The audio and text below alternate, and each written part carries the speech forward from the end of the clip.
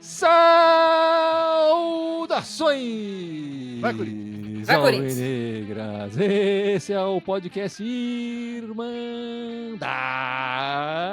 Corintiana número 345. Não, 435. Tá igual a defesa do Corinthians, só dando pane hoje. É difícil começar o número com 4, assim, logo de cara, depois desse jogo. Tá louco. Eu sou o Guilherme, eu tô aqui com a Ana, com o Gibson. O Pablo parece estar chegando aí daqui a pouco. Enfim, tá atrasado no trânsito. E daqui a pouco ele se junta à nossa live, ao nosso podcast. Certo, meus amigos?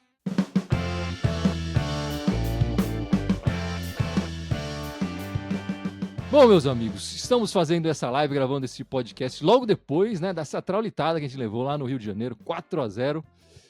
No meio de semana a gente ganhou 1-0 sofrido, com expulsão e tal, com aquele gol do Romero na Sul-Americana. E temos, não sei se vai desistir, né, Ana? O Dorival confirmar para chegar aí, ainda não foi apresentado e tal. Mas com certeza levou um susto com o que viu lá no Maracanã. Vamos começar falando desse jogo? E depois a gente fala do que é o mais importante, que é o treinador, né? Acho que esse jogo acaba ficando até meio, enfim, no limbo, assim. Mas, enfim, como você viu essa partida, Ana, que tá de volta, né? Semana passada tava folgando e tal, de férias, tranquila, né, Ana? Tava passando feriado só, não tava de férias, né? Só um feriadinho. Mas a partida de hoje, pra mim, a frase que eu acho que eu nem anotei a placa, passou tão rápido. O caminhão que eu nem anotei a placa em cima de mim, porque, tipo, o Corinthians desde o início não jogou, né? Um início, mais uma vez, todo mundo já sabe que se pressionar a saída de bola do Corinthians, pelo menos os 15 primeiros minutos começa com vantagem, foi assim que fez o time de verde, foi assim que fez o Flamengo hoje. E, infelizmente, a gente até no primeiro tempo, depois dos 15... até os 30 conseguiu dar uma equilibradinha, tivemos uma chance ali de gol com o Caride e depois só jogou o Flamengo. Então a gente jogou 15 minutos dos 90. Para mim, assim, eu vou repetir o que eu falei para vocês. Se o técnico é mandado embora porque não tá rendendo o time que ele tá colocando em campo, por que o interino repete? Essa é uma boa pergunta. E para mim não é possível, tá? É lógico, se você tem um time, sei lá, superior a todos os outros, né? Você pode fazer isso que o cara quer fazer. Mas você não pode jogar igual que você jogou com os reservas do Racing, que eles tinham 9 desfalques, ser igual o Flamengo fora. E não foi bem contra o reserva do Racing. E assim, ele é interino, ok, ele é interino. Mas ele faz parte do plantel do Corinthians, ele não consegue mexer no Sub-20 também. Eu assisto os jogos do Sub-20 também, é um horror, mas isso aí é uma conversa para outra vez, que também contrataram 82 jogadores, até o filho do dono da Esportes da Sorte, né? Então, tipo... Mas eu acho que tem alguma coisa errada aí. Tem muita coisa errada aí, Gibson, e você acha que... Bom, vamos falar do Dorival daqui a pouco, né? Fala desse jogo, dessa partida, desse resultado terrível aí, Gibson. Pra mim foi o que era... Eu já resumi assim, cara, o treinador foi mandado embora porque fazia essas opções idiotas, né, de armar um time 4-3-3 quando não podia. O Sub vai lá e faz a mesma coisa. Vai querer jogar de igual pra igual com o Flamengo? É sério? Né? Tipo, o time tá com essa bola toda pra chegar e falar, vamos peitar? Então, assim, acho que, sei lá, falta humildade, sabe? E do treinador. Tudo bem que o cara é o Zé Ruela que tá ali cobrindo buraco, enfim. Como o Gui falou, o assunto agora, vamos ver se o Dorival vai chegar mesmo ou não vai, enfim, né? Mas, cara, tem que ter humildade. Monta o time pra jogar fechadinho, cara. Joga no contra-ataque. Vai jogar com 3 meio de campo, bicho? Sério. Então, tá tudo errado, bicho. Mas, enfim, esse jogo é o interlúdio ali entre um técnico e outro. Enfim, foi esse fiasco. Meus amigos, esse jogo, pra mim, ele fica no limbo mesmo. É aquele jogo que não tem pai, né? Não tem pai, não tem mãe. Quem que pariu esse jogo terrível? Ninguém, né? O Ramon não tá lá. O Orlando tá lá, mas vai sair e não sabia que não ia ficar de jeito nenhum, né? Enfim, a diretoria fala, a gente queria trocar o treinador, o jogo atrás do outro. Enfim, já foi assim da vez passada com o Larúcia, né? Que era do Sub-20, do Sub-17 ainda, né? Não era nem do Sub-20, porque eles tinham mandado embora o Danilo. E ganhou um primeiro jogo e depois 2 derrotas. Agora, de novo, nos jogos que eu acho que o Ramon iria ganhar, não sei se da mesma forma, enfim, sofrido ou não, Acho que o Ramon iria, os times do Ramon ganharia do Sport e ganharia do Racing. Ele ganhou. O jogo mais difícil, que talvez ele tivesse que mostrar alguma coisa a mais, o Orlando não tem. E é culpa dele? Não é culpa dele também. E não é, né? É culpa do elenco? É, mas também não é. Não tem treinador, não tem... Falaram que precisava mudar e ninguém muda nada. É da diretoria? E não é, porque também muita gente queria que o cara fosse embora, mandaram o cara embora. Mas não é assim que vai contratar logo de cara um treinador. É do Dorival, que podia talvez ter, mesmo sem ter assinado, o futebol tem muito dessa coisa do fio do bigode, aquela coisa, acertamos, treina aí, a gente assina na segunda e tá tudo certo. Podia ser? Talvez, né? Mas ele quer assumir. Dizem por enquanto que ele vai assumir na segunda-feira. Não tem pai nem mãe essa derrota, esse resultado terrível. A gente não consegue nem xingar direito. Quem vai xingar? Né? Vai xingar. A gente não sabe nem quem xingar direito. Mas eu acho que a função do Fabinho Soldado também era ter chegado no Orlando Ribeiro. E falar, você aqui tá com respaldo, nós vamos te mandar embora. Tenta fazer algo diferente. Já foram 2 jogos ali que você não mexeu. Vamos tentar fazer algo diferente. Vamos sentar aqui, vamos pensar o que a gente pode fazer para enfrentar contra o Flamengo, para que não vamos jogar de peito aberto, como o Gibson falou. Pô, será que só o Gibson pensou nisso? Eu só queria trazer essa provocação aqui, tá? O Ramon nunca levou 4 gols numa partida. Ele levou 3-0 aqui contra o Barcelona. Aqui não, né? Lá contra o Barcelona. E levou 3-1 2 vezes. Mas nunca levou nunca foi essa vergonha que a gente passou hoje. Então... Mas é isso, como eu tô falando, de quem que é o culpado? Mas o Ramon tomou 3 daquele time merda do Equador, né? Que é muito pior do que tomar 4 do Flamengo, né? Eu não acho. Eu liguei bem medo. Eu tô muito mais puto hoje do que eu fiquei depois daquela derrota. A gente foi eliminado, imagina, a gente foi eliminado da Libertadores, cara, para. Eu fiquei muito mais puto. Não, você então tem o seu sentimento e eu respeito. Meu sentimento é outro, Gibson. Eu também acho que a gente ficar descascando demais o time não vai levar a lugar nenhum, né? Enfim, o time não é tão fraco quanto o que mostrou aqui, também não é tão forte quanto mostrou naquele final de ano. Acho que a gente tem que achar esse meio termo e dar jogo. Enfim, o Corinthians ganhou o Campeonato Paulista muito bem. A final do Paulista foi indiscutível, que o nosso time foi superior ao hoje líder do Campeonato Brasileiro. Acho que a gente não pode também jogar todo mundo no lixo dessa forma. Tá faltando mais do treinador, tá faltando mais jogador e, claro, da diretoria também. Mas na final do Paulista, nós jogamos de acordo com o adversário. Pois sim. é. Sim. Então, acho que falta um pouco isso que o Gibson falou mesmo. Falta um pouco de humildade, de ver como o adversário funciona também e ver como a gente pode anular. E não só a gente vai ganhar de qualquer jeito, do mesmo jeito. Enfim, depois da novela, né? Depois de demora e novela, fechamos com o Dorival. Vamos falar que fechou, vai. Vamos acreditar que fechou. No podcast anterior tava tipo, vai chegar o Tite, o Dorival. Enfim, e tem toda essa história de que de quinta para sexta era tipo, tá fechado, falta só assinar o Dorival para anunciar. E não rolou, né? Aí, não, agora é o Tite. Então, todos esses boatos que tem, a gente precisa ter... Mostra como ninguém sabe o que está acontecendo de verdade, está todo mundo chutando para todo lado e atrás dos cliques dos corintianos, das nossas percepções e tal. Mas agora tudo indica que fechou. O cara, inclusive, estava lá do lado do Fabinho no Maracanã. Então, né? Isso que me faz... Será mesmo que ele não vai se arrepender? Eu teria uma crise de pânico. Eu teria. Dos 20 treinadores da Série A atual, o Dorival já comandou... Vai chegar agora, né, com o Corinthians, ao 14º clube. Então ele já passou por muitos clubes, já passou por vários clubes da Série B também. Chega com 63 anos, né? E, enfim, ele é, de longe, o que mais treinou times da Série A. Enfim, não sei se com sucesso ou não. Enfim, fechou, Ana. Como é que você vê a chegada do Dorival? Assim, eu não acho o Dorival com a cara do Corinthians. Eu não acho que o Dorival tem a cara do Corinthians, tem o jeito de treinar o Corinthians. Eu não posso negar também que os 2 últimos trabalhos dele em clubes foram bons. E eu acho que a gente precisa de um técnico que minimamente acerte a defesa, né? Nós não estamos numa situação tão ruim quanto estava no começo, quando chegou o Ramon, por exemplo.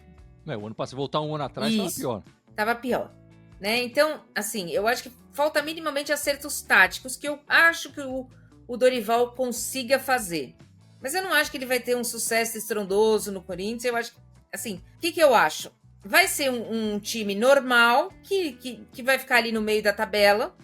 E, infelizmente, a nossa expectativa não é essa, porque o nosso time é bom.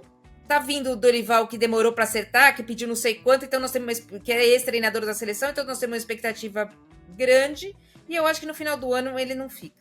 Se ele chegar até dia 31 de dezembro, ele não passa para 1º de janeiro. E como seria para ele ficar? O que teria que acontecer para ele ficar?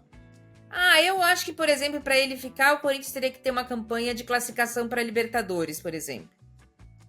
Mas no brasileiro ou se classificar se classificar pela Copa do Brasil? Campeão da Copa do Brasil. Campeão da Sul-Americana. Não, desde que também não rebaixe, né, Gui? Não, claro. Né? Aí eu acho que sim. Então, assim, mas eu não tô vislumbrando o título. Eu estou vislumbrando que, pelo menos, para ele ficar, ele precisa classificar o time na Libertadores no G6 ali. Enfim, Gibson, como é que você tá vendo aí a chegada do Dorival? Olha, dentro do que tinha disponível no mercado, era ele. Era o Tite, era ele. O Tite ficou bugado e não veio. Ia vir e não veio, né? Então é ele, cara. É o que temos agora, né? Eu acho que o time escolhe técnico quando tem planejamento, né? E quando fala, tal cara tá livre no mercado, então vamos fazer agora uma troca. Não, bicho. Aqui a gente troca quando a coisa vai pro ralo. Quando a coisa vai pro ralo, aí você tem que trocar rapidinho, porque senão a torcida ficou... Você vê, demorou uma semana pra arrumar o técnico, a torcida ficou enlouquecida, porque uma semana não tinha arrumado um técnico. Cara, ninguém vai achar o técnico da cartola. Tá todo mundo empregado. Então, assim, o Dorival que tem agora, pra agora, é torcer pra ele repetir o trabalho, como a Ana falou, nos últimos 2 clubes dele. Em clube, ele foi bem, fez 2 trabalhos muito bons, né? Eu acho que esse time dá pra pegar a vaga da Libertadores fácil no brasileiro, tranquilo. É só jogar direito. É só arrumar o time. Sei lá, eu acho que a gente não tem que esquentar a cabeça com esse elenco. É impossível ser rebaixado.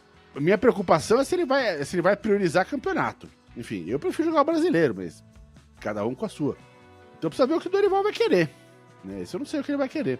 Mas eu acho que é o que tem pra agora. Mas eu duvido que ele vai terminar o ano numa campanha muito ruim no brasileiro. Eu acho que arrumando esse time daí dá pra ficar tranquilo na parte da frente da tabela ali. E aí, se for brigar pra alguma outra coisa, em Copa do Brasil, em Sul-Americana, que brigue ali, enfim, né? Mas também, enfim, é um cara que não me empolga, também não acho que é com a cara do Corinthians, mas é o que tinha. É o que tinha no mercado agora. É o que tá disponível na baseada ali. É difícil falar com a cara do Corinthians, né? Ele jogou nos rivais e treinou todos os nossos rivais aqui, né? De São Paulo, e faltava só o Corinthians pra ele completar. Ele é o 9º, é isso? Eu tinha marcado aqui. Ele é o 9º treinador que chega agora, é isso? Para os 4 grandes. Contaram o Cuca também mesmo. O 10º. Mas infelizmente ele foi, né? Eu também acho um absurdo, Ana, e fiquei revoltado, tudo que a gente passou naquela época, né? Mas tá aqui, são 9 treinadores só que passaram, enfim, alguns com mais sucesso em uns clubes e outros com mais sucesso em outros, mas são 9 que já passaram. O Dorival chega, não vou passar aqui toda a carreira do Dorival, mas enfim, ele começa como treinador, né, na Ferroviária em 2002 e só vai chegar na Série A em 2007 com o Cruzeiro, né? O maior destaque da carreira do Dorival até o momento foi em 2010 com o Santos, que tinha uma dupla lá, o Neymar e o Ganso. Ele conquistou a Copa do Brasil, o Paulista, e acabou sendo demitido justamente porque tinha o Neymar lá, né? Então ele ganhou títulos, mas também é demitido porque era aquela confusão toda, que acho que foi no momento que o René Simões, né, que falou que estava criando um monstro ali com o Neymar, e ninguém escutou, e tá aí o nosso monstro Neymar aí, vivão e vivendo. Antes de chegar no Ceará, porque vocês falaram muito dos 2 últimos, mas os 3 últimos trabalhos dele, na verdade, ele teve destaque, né? Ele volta a aparecer, fazer um trabalho interessante no Ceará. Ele tinha treinado o Atlético Paranaense em 2020, fica um tempo fora por motivos pessoais, pelo que eu entendi. Em 2022 assume o Ceará, faz um bom trabalho no Ceará, com aproveitamento de quase 70%. E o Flamengo, que ele já tinha treinado outras vezes, chama ele para treinar. E aí sim, ele faz um trabalho bom no Flamengo, também acima de 70%. Campeão da Copa do Brasil, da Libertadores. Mas apesar de tudo isso, no final do ano o Flamengo não quer renovar. Talvez pensando nisso, não tem muito a nossa cara. E aí foram atrás do treinador da sogra, né? Se dão mal nessa.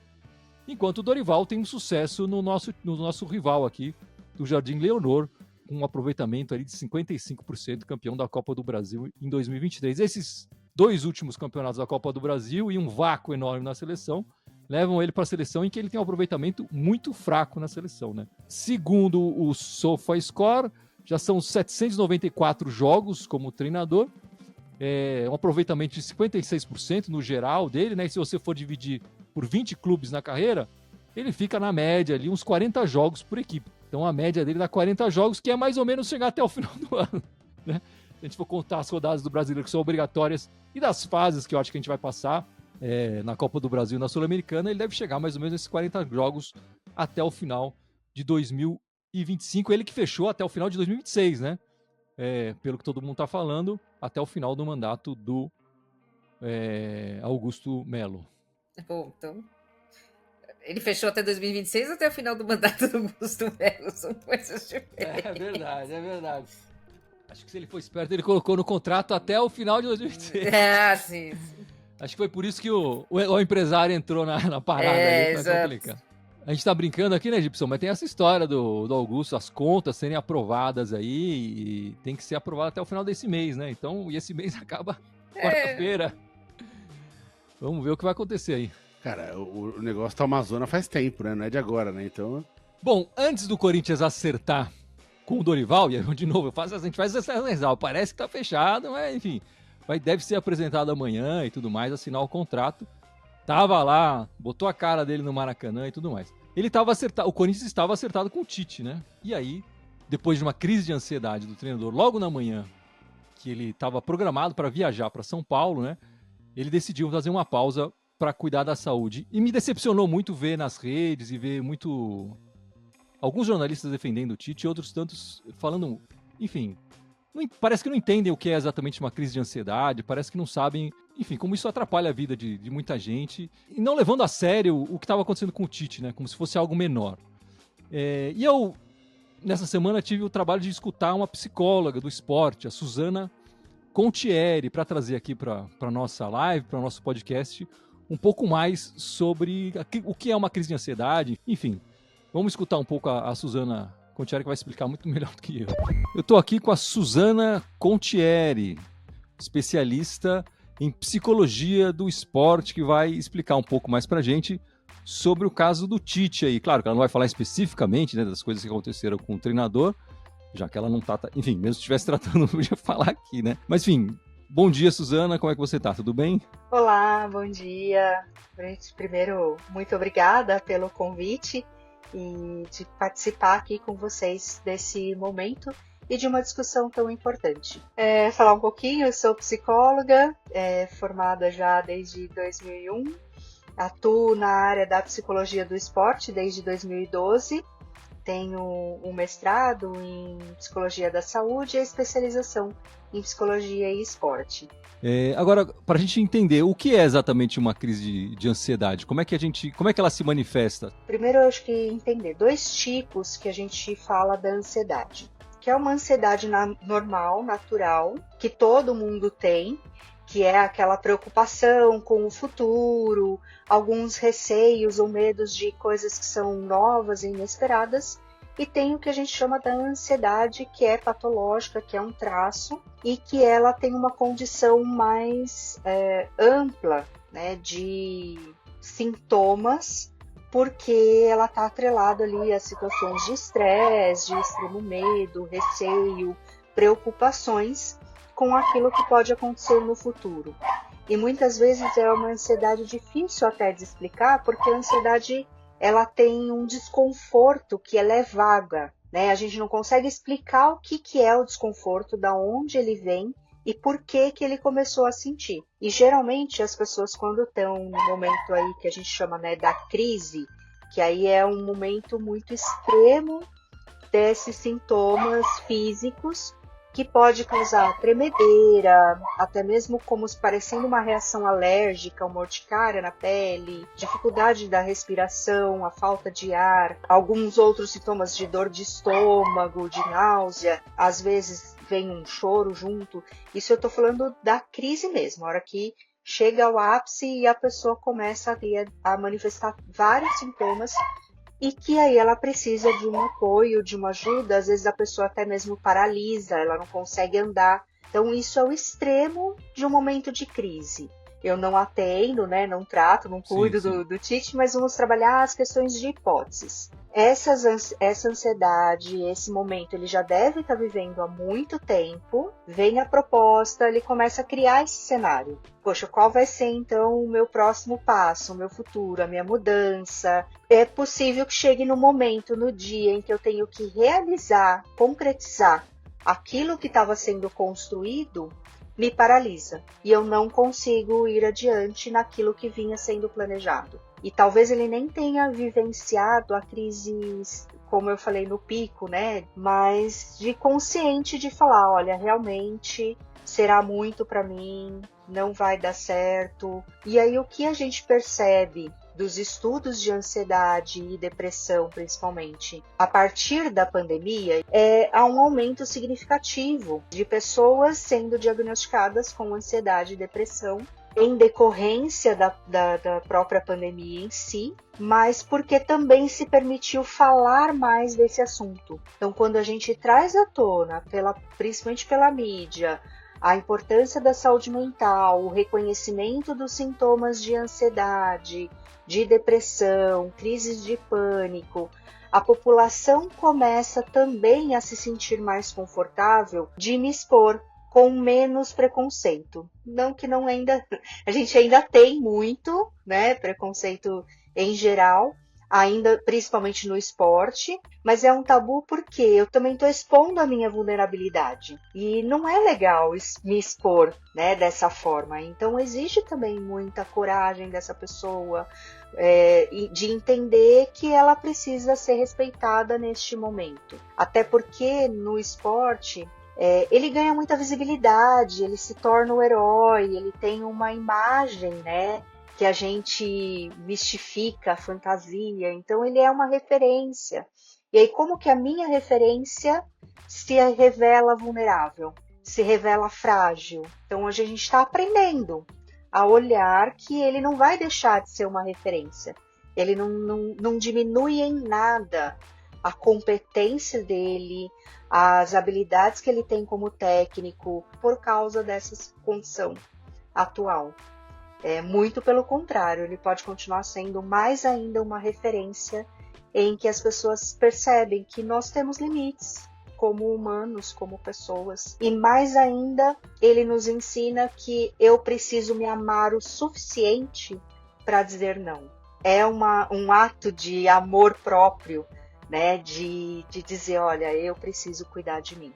A gente imagina ver a carreira do Tite, né, vitoriosa no Corinthians, a pressão, a ansiedade deve conviver com ele ali diariamente. Ele lidou tanto com essa pressão, mas mesmo assim ele pode passar por uma crise, quer dizer, ele não está calejado o suficiente, não existe enfim, uma receita de, não, ele já passou por tudo isso, então ele está livre desse problema. O que acontece é que, assim, ele já criou resistências, no entanto, a gente não sabe o como ele vivenciou tudo isso, o como ele foi criando esses calos e essas resistências, né? Então, muitas vezes a pessoa passa por tudo isso, mas o quanto que ele internaliza e como ele internaliza todas essas situações, mesmo com a maturidade, mesmo com a experiência, e talvez até aumente a pressão, porque se você já tem experiência, então o resultado tem que ser mais rápido. E aí eu me questiono, por mais segura que eu seja do meu trabalho, em algum momento eu vou me questionar, o que eu estou fazendo de errado? O que não foi bom? Dificilmente a gente fica lá falando, poxa, o que eu fiz de certo o dia?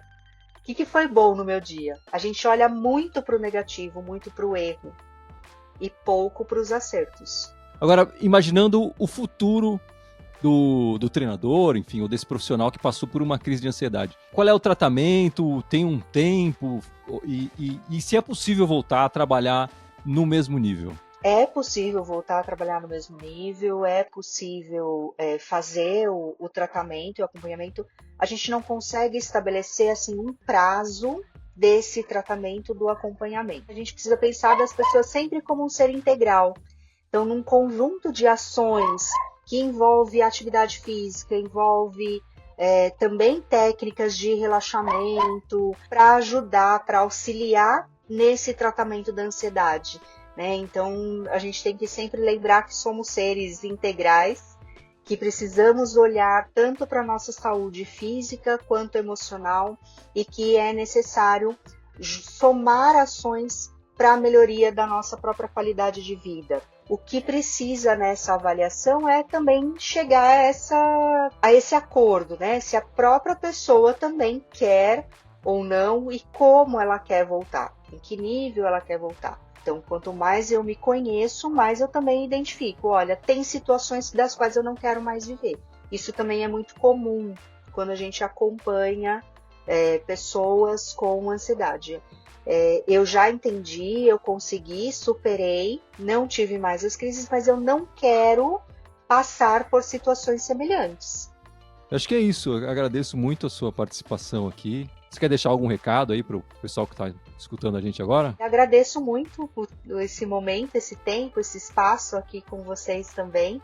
A oportunidade de poder falar mais para que mais técnicos, mais atletas, mais clubes, mais pessoas tenham a possibilidade de falar sobre saúde mental e que encontre ali uma rede de apoio para enfrentar, porque tem um caminho, tem uma solução e é possível a gente conseguir lidar com essa situação da ansiedade. Vou deixar então o meu Instagram, é o @SuzanaContieri, e o meu site também, quem quiser saber mais sobre a minha atuação aí no esporte, é o www.suzanacontieri.com.br. Tá aí a Suzana Contieri, muito obrigado para o Ícaro e para Fernanda, a esposa do Ícaro, que fizeram o contato com a Suzana para trazê-la para cá. Muito enfim, legal. Enfim, eu assim, me decepcionei muito com os torcedores e vendo até jornais criarem manchetes. O Tite recusa o Corinthians. Não, se você olhar ali na palavra escrita, talvez seja recusa, mas não foi assim, né? O mais importante é alguém que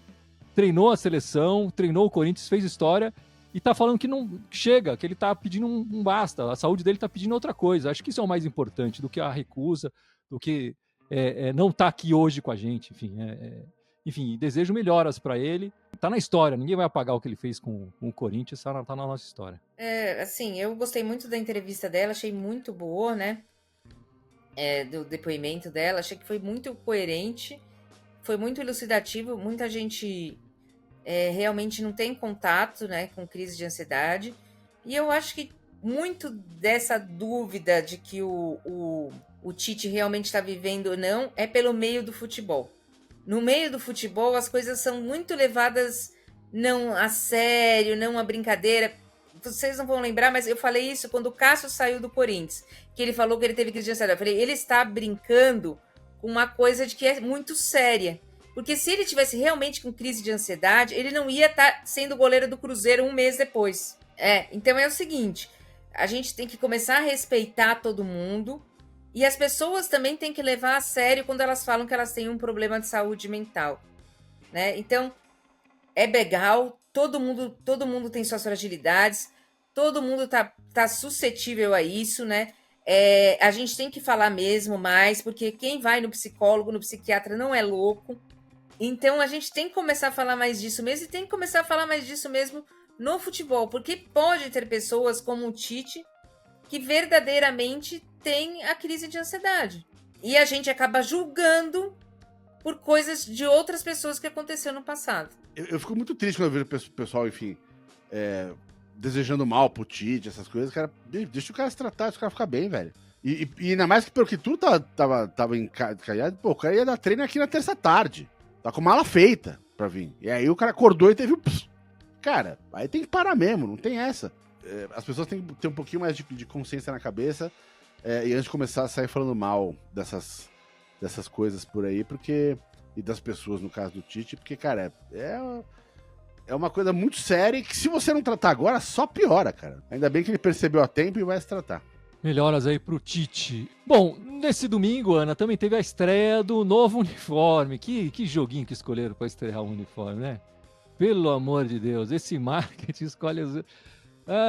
enfim, homenagem ao Mundial de 2000, que escolheram porque foi ganho no Maracanã.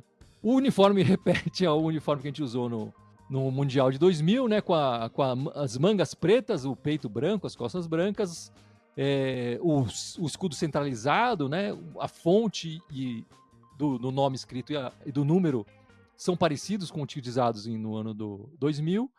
Só o detalhe do 8, né? No 8, que era do Rincon, que levantou a taça, tem uma figurinha ali dele levantando a taça. Na parte interna da camisa está escrito Todo Poderoso Timão. Por enquanto estreou apenas, ou está lançado apenas, o primeiro uniforme. O uniforme 2 ainda vai ser lançado. Espero que no lançamento do segundo tenha mais sorte, né, Ana? Olha, eu achei bonita. Eu não tenho... Eu vi muita gente criticando, mas eu achei bonita mais hoje durante o jogo do que quando eu vi as fotos. Achei que no jogo ficou bonito, ficou bom. Eu acho que podia nem lançar o segundo uniforme. Deixa o All Black, que a gente gostou tanto. Deixa ele, a gente gostou. Deixa ele mais um aninho aí, a gente vai sentir falta dessa camiseta. Mas, assim, podia ter estreado no outro jogo, assim. O problema não é a camisa, o problema não é nada, o problema é tática, né? Então, assim, eu acho que foi uma homenagem bonita, uma homenagem bacana, principalmente uma homenagem pro Rincon. E gostei bastante. Eu não tenho nada contra essa camiseta, não. O jogo de hoje não foi bom, mas não tem nada a ver com a camiseta. E você, Gibson, já guardou o dinheiro para comprar? Olha, eu não me empolguei muito, não. Não achei feia, mas também não achei nada demais, sei lá, não bateu. Eu não comprei nem a All Black, preciso comprar a All Black ainda primeiro, né? Deve estar na promoção daqui a pouco. A do torcedor, né? Acho que do jogador não vai achar mais. Ah, sim. Assim, você pegar o histórico de lançamento de camisa nossa recente nos últimos anos, é sempre meio deprê, né? A gente geralmente estreia com a camiseta nova com derrota. É impressionante, assim, cara. Né? Acho que se for fazer levantar a minha lembrança, pelo menos, é essa. Né? Os caras escolhem os piores jogos pra estrear a camiseta. Eu entendo que vencemos o Mundial no Maracanã, e o jogo era no Maracanã. Mas, cara, bicho, os caras do marketing tem que estar ligados no futebol, meu irmão, né? Pensa um pouquinho no futebol também, não só no marketing, né?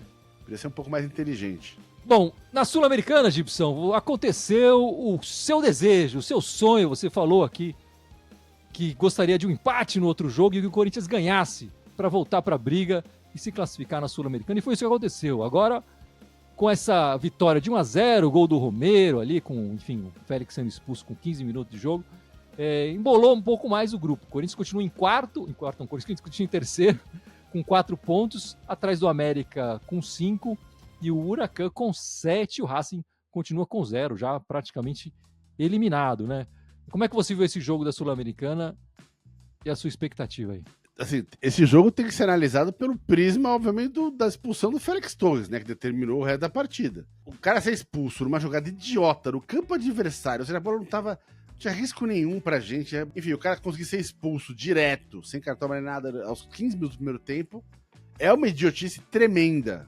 Dito isso, né, a gente tem visto em vários jogos, inclusive hoje, o time jogando meio devagar, sem aquela aplicação, sem aquela correria. Acho que o time foi tão mexido com o que aconteceu, que acordou e começou a jogar melhor. A gente jogou melhor com 10 do que a gente estava jogando com 11, enfim. Né? Muito mais posse de bola, finalizamos mais vezes, enfim. Agora, tudo isso, de novo, tem que analisar com o prisma que estavam jogando com o time mais fraco do grupo, que é o saco de pancada do grupo. Se isso tivesse acontecido com o Huracan ou com o América de Cali, a história provavelmente seria bem mais complicada. Enfim, né? Mas o fato é que, mesmo com a menos, conseguiu jogar melhor, se impor na partida e conseguiu levar a vitória, o que deu esse respiro no grupo graças ao empate no dia anterior, né, do Huracan e do América de Cali. E como eu tinha falado da matemática do grupo, né, enfim, isso bota tudo aberto de novo. A gente vai ter jogo direto contra os dois. Tudo volta a depender do Corinthians. Se o Corinthians vai, enfim, focar nessa competição e se focar se o time vai entrar para jogar direito, aí são outros 500, a gente tem que discutir depois quando rolar as partidas. Mas matematicamente foi a melhor possibilidade de rodada pra gente. A única coisa que poderia ser melhor que isso é que todo mundo jogou contra o Racing. Goleou, então tu não fez saldo, a gente não fez saldo. Né? E isso pode ele na frente, principalmente, né, o Huracan que tá ali na frente, pode ser uma coisa que vai fazer falta mais pra frente.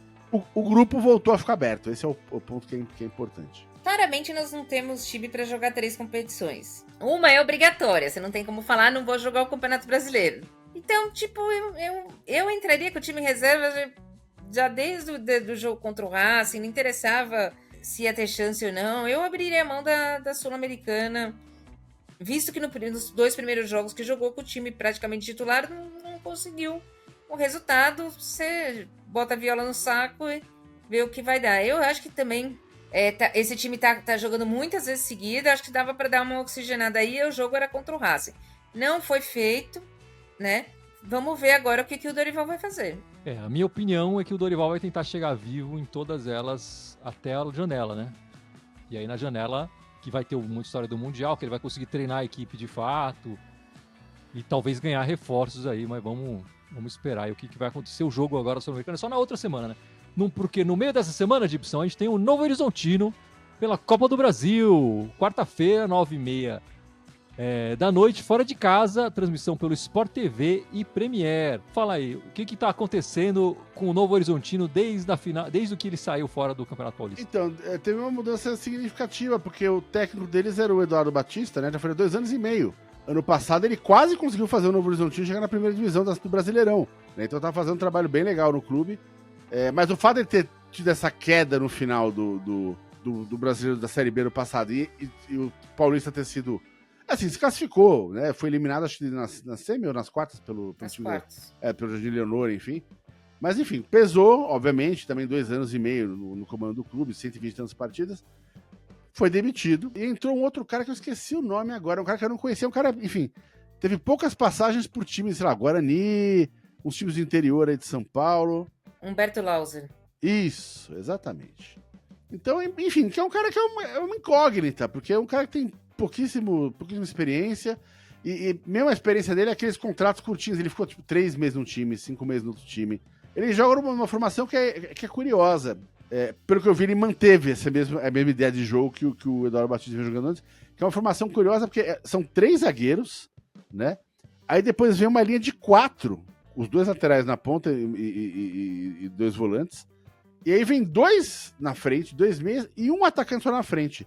Então é um 3-4-2-1.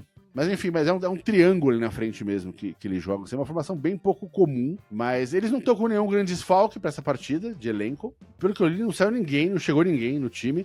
Eles não são um time que tá nesse esquema de desmonta o time pós-paulista, porque em 2023 eles viraram SAF. Então, basicamente, vai ser o mesmo time. É quase o mesmo time, com a mesma formação tática, técnico diferente. Eu espero que faça um bom jogo ali, um jogo... Jogue direitinho, né? Jogue do jeito que tem que jogar, joga com pressão na bola, tentando marcar direito o adversário. O Novo Horizontino ganhou esse final de semana do Atlético Paranaense, né? Então não é um time bobo aí. É um time que vem irregular na Série B, né? Teve 2 vitórias durante essas 6 primeiras partidas, mas ganhou uma delas do Atlético Paranaense, o último jogo. Então, acredito que a gente tenha que se esforçar realmente. Não dá para fazer uma partida no nível que foi quarta-feira, e muito menos a de hoje, não vou nem comentar. Eu acho que é um bom jogo para a estreia do Dorival. Enfim, acho que no meio desses campeonatos corridos, jogos 2 vezes por semana e tal, é um jogo teoricamente mais fácil. Fora de casa também, enfim, tem um pouco essa preocupação, mas eu acho que é um adversário mais tranquilo, assim, por uma estreia de treinador. Pode ser interessante, e eu já espero que ele comece mudando o esquema, né? Que esse 4-3-3 aí não tá rolando. E lá tem 2 ex-corintianos, né? O Luca participou do campeonato lá de 2015 e o grande Léo Natel. O Léo Natel não consegue nem ficar no Chipre, velho. Ele tava no Chipre lá, fica no Agora Chipre. Agora ele tá no Novo né? Horizontino. Acho que o Chipre deve ser mais gostoso. Cuidado. E depois, no sabadão, voltamos para o Campeonato Brasileiro. Sábado, 6h30 da tarde, contra o Internacional de Porto Alegre, na Neoquímica Arena. Transmissão da Amazon Prime Video. Nos últimos anos, o placar que aconteceu mais vezes foi 2-2. Quer dizer, empates com 2 gols para cada lado, bastante gol. E na Neoquímica Arena aconteceu 2 vezes, em 2024 e 2022. E fora da Neoquímica Arena, aconteceu em 2023, 2022 e 2021. E a última vez que a gente ganhou do Inter em casa foi em 2020, já tem bastante tempo, hein? Com 1-0, aquele gol do Davó. O Davó não tá no Novo Horizontino? Não. Por onde anda o Davó? Enfim, jogo difícil aí, né, Ana? Olha, jogo bem difícil. Eu acho que vai ser... vou falar a verdade, se você contar domingo, quarta e domingo, eu acho que vai ser uma das semanas mais complicadas que a gente vai ter. Porque eu realmente não acho que o Novo Horizontino vá amenizar, e nós não estamos com essa bola toda, e pegar Flamengo Internacional, eu acho bem complicado. E só respondendo a você, o Davó tá jogando a Série A, o Davó tá no Mirassol. Aí, o Davó, amigo do Paulinho, foi pro Mirassol. E você, Gibson, sua expectativa aí pro jogo no sábado? É pedrada, né? É um time que tá ali na frente do campeonato, né? Não tá tão bem quanto tava o nosso adversário de hoje, enfim. Em números de pontos, eles estão só 2 pontos à nossa frente. Se a gente ganhar do Inter, a gente passa eles na tabela, enfim. Né? Mas é um jogo duro, né? É um time que vem jogando muito bem, né? É um time que tá com consistência, ele perdeu um jogo só, né? Ele pode empatar muito, mas não perde. Ou seja, é um time que é osso, duro de roer. E no nosso atual momento, concordo com a Ana, essa semana aqui contando domingo, quarta e domingo, e sábado, enfim, pedreira, vai ser jogo pra suar a camisa. E o Alan Patrick tá dando assistência pra caramba, né? Então, quer dizer, se ele deixar ali a gente com um volante só, eu não tô falando que o Dorival vai manter, estou falando se mantiver, a gente com um volante só, ele vai jogar ali entre as linhas entre a linha do Ranieri e do zagueiro, nós estamos ferrados. Bom, agora é pro novo treinador. Eu achei que a partida de quarta-feira era mais tranquila para uma estreia pro Dorival. A partida de sábado, claro que não é tranquila, mas tem essa coisa de ser na nossa casa, na Neoquímica Arena. Vai estar lotado de novo, como sempre está lotado lá na Neoquímica Arena. E o Dorival vai sentir pela primeira vez a Fiel, e acho que isso tem levado o Corinthians mais adiante. E eu espero que seja novamente o caso. A gente espera ver uma novidade, né?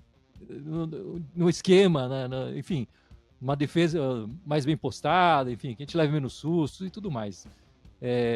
Mas vamos esperar aí para ver o que vai acontecer no jogo no sabadão. E Ana, as Brabas jogaram essa semana? Infelizmente jogaram. O jogo foi ontem, foi São Paulo e Corinthians, time da Vila Sônia e Corinthians. O resultado foi 1-1, né? Elas saíram na frente e nós conseguimos empatar quase aos 40 do segundo tempo. É um time que não anda, é um time que tem elenco, mas que realmente não anda. Você vê, é impressionante a diferença de um ano para outro. Todo mundo já sacou que é a mesma coisa do masculino. Se pressionar a saída de bola, o time do Corinthians não está conseguindo sair com a bola. Imensos erros de passes.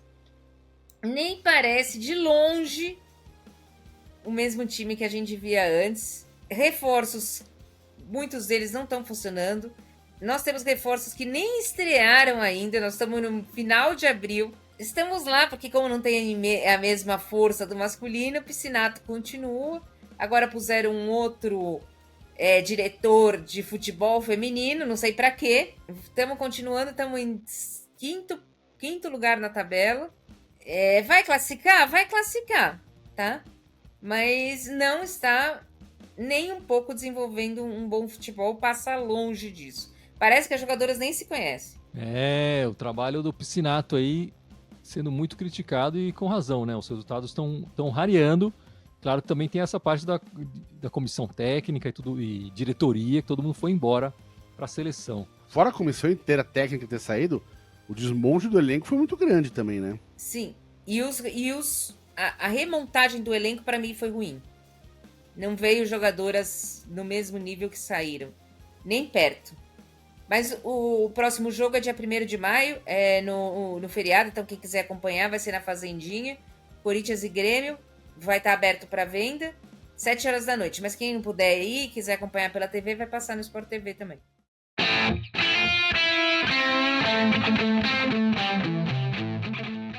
Acho que é isso então, meus amigos. Vamos encerrando esta live, encerrando este podcast 435.